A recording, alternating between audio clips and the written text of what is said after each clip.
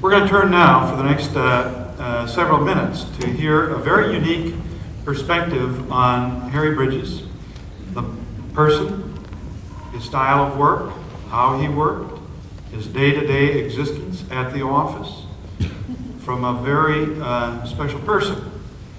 All of you in the ILWU know and love Jean Gundlach. For 30 years, she served as the administrative assistant to the ILWU Coast Committee, which in practical terms means that she was working with Harry on a day-to-day basis, and we look forward greatly to these personal insights into Harry Bridges. Welcome, Jean Gundlach.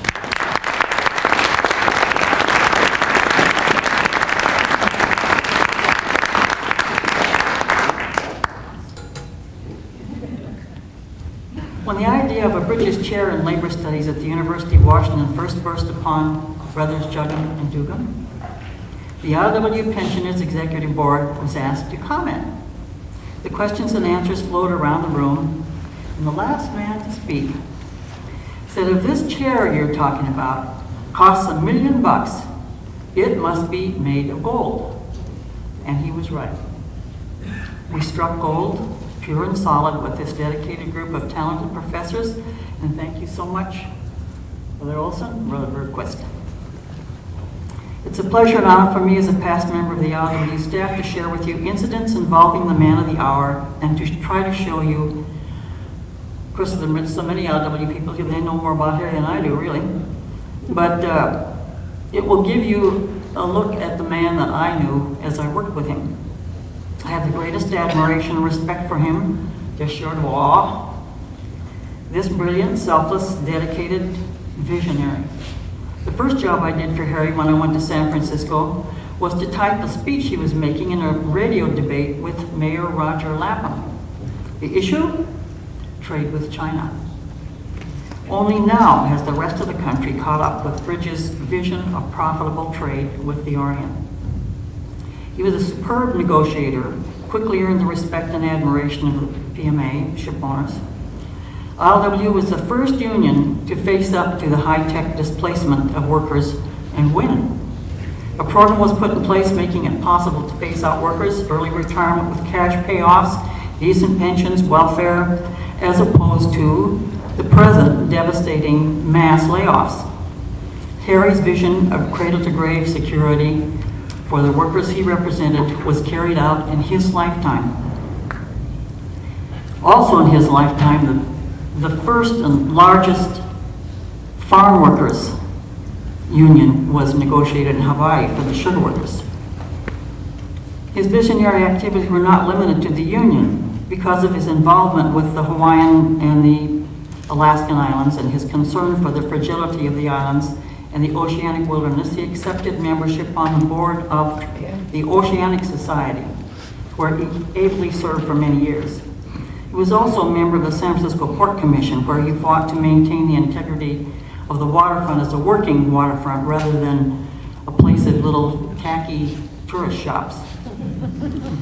He traveled all over the world extensively, north to south in the United States, east to west. It's no wonder he was one of the first passengers to whom United Airlines awarded their million-mile certificate. This giant of a man was average in height, slender, dark wavy hair, slicked back. He tended to wear pinstripe suits and those wide-brimmed hats that were in vogue when I first met him in 1939. He was always dapper, handkerchief, tie, socks matching. He was finally kitted out of wearing the pinstripes. Surprisingly, he also did a mean rumba and conga. And he said he learned that when he was hitchhiking through Mexico when something happened to his ship while he was sailing. He never sauntered. He walked in a brisk, straight ahead, I know where I'm going manner, briefcase under arm. You guys will remember that. When Harry entered a room, everyone was immediately aware of his presence. He had a dynamic personality, never took a backseat. He was a ready-made, take-charge person. His voice was clear and well-placed, but the faster he talked, the more apparent was the Aussie accent. And if you thought G'day was hard to understand when you first heard it, you should have heard Harry in an early tape. He was on a first-name basis with hundreds of members in Alaska, Canada, West Coast, Hawaii. Joe Kealalio was attending his first convention as a delegate from Hawaii. He stepped to the floor mic and Harry asked him to state his name, logo. Joe responded, but it was obvious Kealalio stumped him. Harry said, "Okay, brother Joe Blur, make your point." That name stuck. He was Joe Blur from then on. Another man with a 6 or 7 syllable Hawaiian name served on the executive board for many years, and I can't remember his name, and I've asked half a dozen people that are here now that also knew him, and nobody knows what his name was. His name was Tony K. Harry named him Harry K because he couldn't pronounce the last word, and that's the way he always is, Tony K. And when Harry gave you a nickname, that was a badge of merit, so that's it for everybody. I was Jeannie. And like most presidents of successful unions, Harry never had a bodyguard. He would not have one, but his friends sort of watched out for him anyway, including me around the office. He told Nikki that I was a mother hen. Harry wrote a president's column every month for the Dispatcher, and it had to fit a very precise allotted space. So many words in the column was on the second page and in the center, and many times the presses would be running, and he would still be working on his column.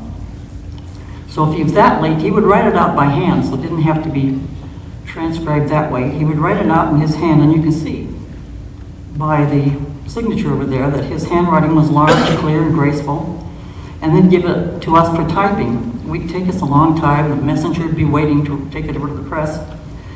It always came out within 2 or 3 or 4 words of the exact number of words it was supposed to be. The man was fantastic. The inspiration for his columns came from chance remarks, an inventive note, a philosophical point he'd been mulling over, ongoing contract.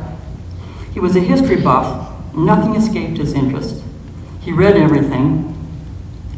He was not one for small talk, came right to the point, expected others to do the same. His memory was phenomenal. One time, Vice President Chester and I had an argument as to where executive board meeting had been held in Seattle. And Bill Chester said it was held at Local 19 Dispatch Hall. I said, I can't do that. The guys sit around playing cards, waiting for jobs. You can't have it down there at the Dispatch Hall. I think it was up on 2nd Avenue somewhere. Bill said, $5, says it's a Dispatch Hall. I said, okay. Harry's in. Let's go talk to Harry. Harry, we walked all the way down the hall into his office. He was studying. We said, we got a question for you. Yep. Where was the executive board meeting held in Seattle? MEBA Hall, 2nd Avenue. I stuck up my hand, got my $5.55, thanks a lot. Harry's door was always open to his beloved rank and file. He never put anyone down, and he defended all unions and all union officers. Whenever a union officer was accused of malfeasance, misfeasance, mismanagement, corruption, whatever, he, the most hassled unionist of them all, knew just what kind and number of false statements could be elicited from those who lied for money. Even with his own 50 years of turmoil and injustice, he once said to me about his persecutors, "It was the times, Jeannie, they just didn't know any better." My bleakest moment while working for the union was when my own union, the Office of Professional Workers, suddenly called a strike against ILWU. I like to think about it. An ILWU executive board meeting had been called. Everybody coming in from Hawaii and everywhere else, Alaska, Canada. And the secretary-treasurer thoughtlessly told the union delegate that negotiation with office workers was not at the top of his priority list. Well, as you know, hell hath no fury. And in a dazzling display of bad timing and bad judgment, 100 men were promptly called to picket ILWU headquarters. I was in my office when the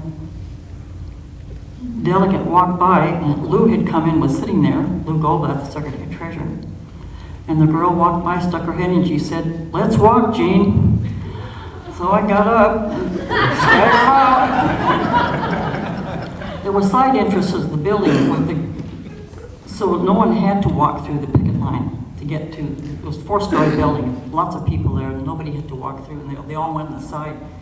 So we never saw anybody. We see the cars go by. And as a matter of fact, they'd come in the other way. Instead of coming this way, they'd go in this way. It was only a half block we walked. But you had to walk up here, and then down back here, about a half a block, and around. I was trudging around glumly. And I looked up and saw Bridges walking toward me. And if there'd been a black hole at Calcutta, I'd have hopped in it and covered myself over. Harry waited for me to get to him in line and said, "I didn't expect to see you here, Jeannie." I gulped and croaked and said, "Harry, you always said when the union says walk, you walk," and I did. I hope I've showed you a picture of how Harry was in person. Off, I think, that day. You know the childhood mantra, doctor, lawyer, merchant, chief, soldier, sailor, blah, blah, thief? Well, there were dozens of all those kinds of people, PhDs, and dentists, and doctors, and lawyers, all over ILWU, all of the locals. There was only one chief. And in Canada, one of the Canadian